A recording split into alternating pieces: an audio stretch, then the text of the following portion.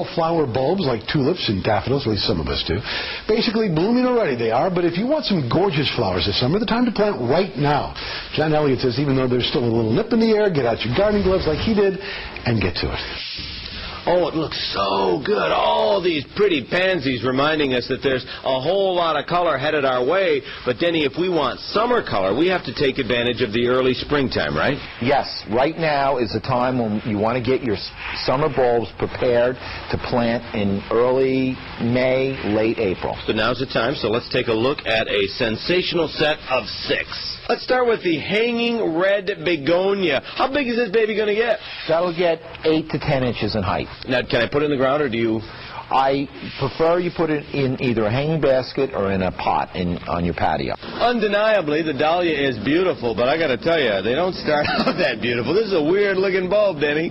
Well, it's a little bit different than the rest of the bulbs, but it does work. And again, you're looking to see which way the sprouts are going, right? Same thing. What you want to do is get these roots facing down, 3 to 4 inches below the surface, and get these sprouts facing up so they work their way up. Now, this looks more like a bulb, almost as sweet as a truffle. And talk about a sweet flower. What will this grow into?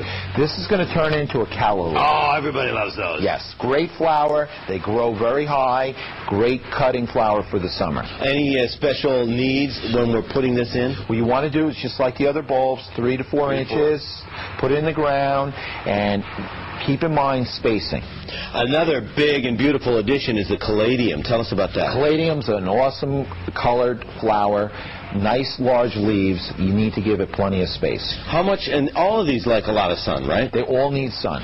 Talk about your big leaves. You plant one of these big bulbs, and what do you end up with? You get a very large elephant ear. How large? They go 3 to 4 foot in height.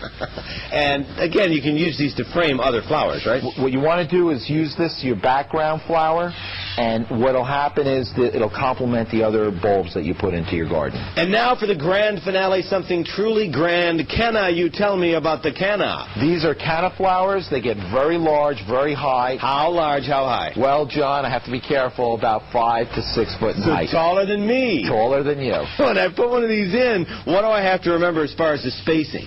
Give it plenty of space because they're going to take the garden over. All right, I'm inspired. Remind me, when do I want to plant? Right now for your indoor pots. Okay. May 1st, plant them on the outdoors. And these aren't as hardy as the fall bulbs, so we take them up, right? At the end of the season, you want to dig them up, cut them back, bring them inside, and you can replant them next season. Thank you, John Elliott, the Jolly Green Gardener there. Spring bulbs planted now will bloom in June and July. Each bulb will cost between $1 and $3.